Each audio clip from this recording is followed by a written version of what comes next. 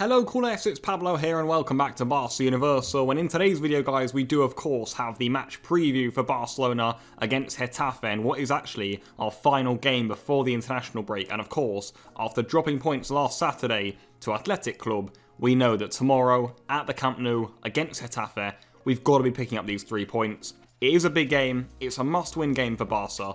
So here we go. And for this clash we will be of course back at the Camp Nou, our home ground, and again there should be between about 20 to 30,000 fans in the ground for this fixture, hopefully helping us get the ball in the back of the Getafe net. And kick-off for this one guys, don't forget it's going to be an afternoon kick-off really there, local time, 5 PM in Spain, so make sure you guys understand, what time zone that is for all of you around the world. And it is worth mentioning, guys, that elsewhere this weekend there are actually some big fixtures in La Liga, including some of the top sides, of course, who will be challenging us for the title. We've got Real Betis against Real Madrid on the Saturday evening, so that's tonight, guys, as this match preview is being released at the time of you guys watching this preview.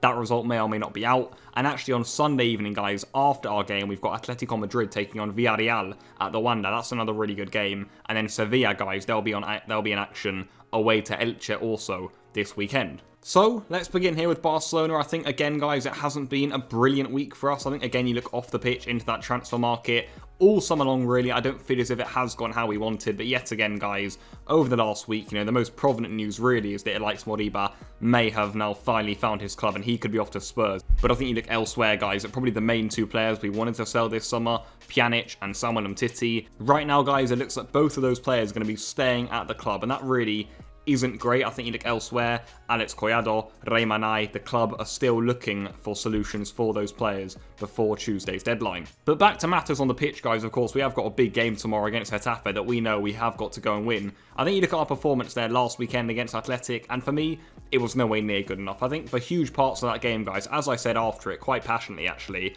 I thought we were extremely poor, I really do. I think you look elsewhere, all over the field, we've just got to improve. Simple as that. We have got to improve, especially tactically. I've said that for Ronald Koeman too. Of course, it is just the start of the season. We will let the team bed in, gain some confidence, drop a few points here and there. It happens. But I think you look at tomorrow's fixture, guys, we've got to make sure that we are performing a lot more like we did against La Real, as opposed to how we did against Athletic Club on the Sunday. It has got to be fast, attacking football from minute 1. We can't let Getafe get into their shape. We've got to make sure we get in behind their defence. And you do hope that, with the Camp Nou faithful behind us, we can indeed put out another good performance here and get a big victory. Moving on to team news though, we do have a lot to discuss ahead of this fixture. This is the squad list that was released by Barcelona and Ronald Koeman ahead of this fixture.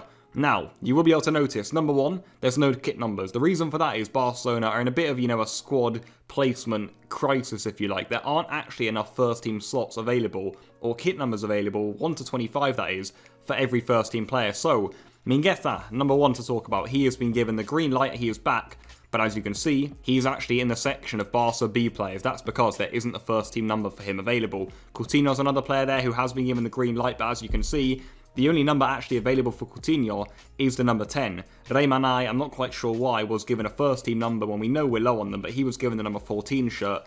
That means that Coutinho now doesn't really have a slot in the team, so if Reymanai isn't sold between now and tomorrow's game, and let's be honest, he probably won't be, Coutinho's going to have to take the number 10. Elsewhere, we do have ter Stegen back in the squad. Whether he'll start or not, we just don't know. That's going to be, only found out the day of the game, I'm sure. It's either going to be him in goal or Neto. And then, of course, guys, don't forget that Gerard Piqué is injured for this one and Eric Garcia is suspended. So then, moving on to that predicted lineup for tomorrow's game, let's go through bit by bit and discuss, some of the options Koeman has. I think in goal, as I said, I've gone for Neto. It's a 50-50. If Koeman deems that ter Stegen is fit enough and that he trusts him for this game, he will play. If not, you imagine he'll be back after the international break in that game against Sevilla. But you know what? I've gone for Neto here.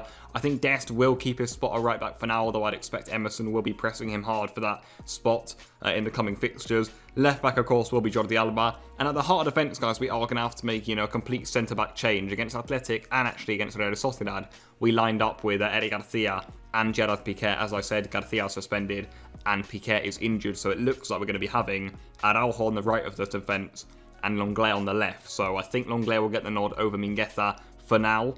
Into the midfield, of course, Pedri is also on holiday, so he is not going to be featuring this game. I think the most likely pair to come in there is Sergi Roberto. You know, you could, of course, have Gavi or Nico or Ricky Puig. I'm sure as a player, a lot of players people would like to see. Maybe even Yusuf Demir back there. You got Coutinho coming back from injury too. But I think Roberto will be starting there next to De Jong and Busquets. And then up front, you know, similar to the midfield, we do have some options. Even Coutinho could go up there.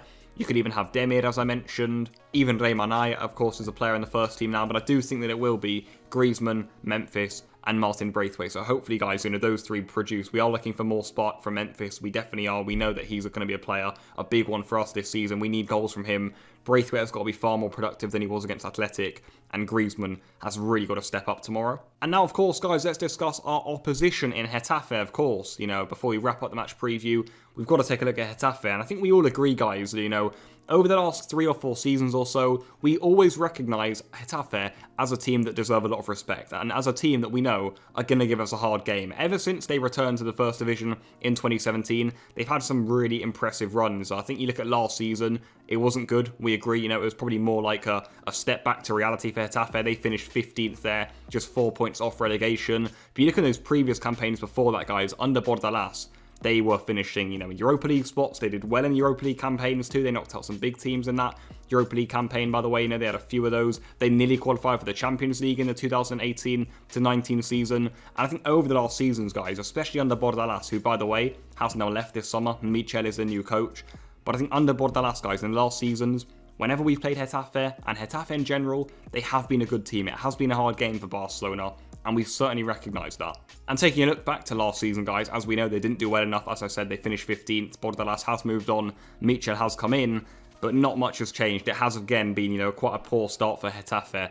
They've lost both their opening games, to be fair. It's only been 1-0 in both fixtures, and they were against Valencia and Sevilla. In that Valencia game, they played against a 10-man Valencia. They also had 10 men themselves for a large part of the game. But in that Sevilla game, guys, they only just lost in the last minute of the game. So I think Getafe, what we should expect is the fact that, look, they are a side we struggle against. They are a side who can cause Barcelona issues. If they get in there, you know, defensive football, if they get rough in us, they can disturb us. If they're good from set pieces. We know that, guys. We definitely know that over years, as I've tried to reiterate. So as I say, we've got to combat that with fast, proactive, fast-tempoed football, guys. We've got to make sure we're at the top of our game and that we're not allowing Getafe to instill their game plan on us. And before we move on to my match prediction, some quick team news for Getafe.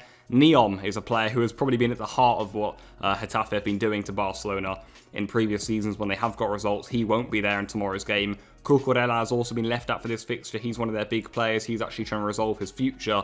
But former Barcelona players Alenya and Sandro will be in the squad tomorrow. So then to wrap up with my score prediction, I've gone for Barcelona 2, Getafe 0. I'm hoping for a clean sheet here from Barca. It would be our first of the season. We've got to start keeping clean sheets. We've got to get better at the back. And I think against Getafe, they are a side who, look, when they're on their game, if they're making things hard for us, this is going to be super difficult for Barcelona. But I also think if we can dominate the game, then we can keep them out at our end, that's for sure. You know, we can definitely impose our style on them and ensure that they don't cause us too many issues at all down in our goal. So that is where I will wrap up this match preview. I hope all of you guys did enjoy it. As ever, leave any of your thoughts in the comments down below. I'll be getting back to as many of you as I can. I'll see you after the game tomorrow to discuss it all, and goodbye.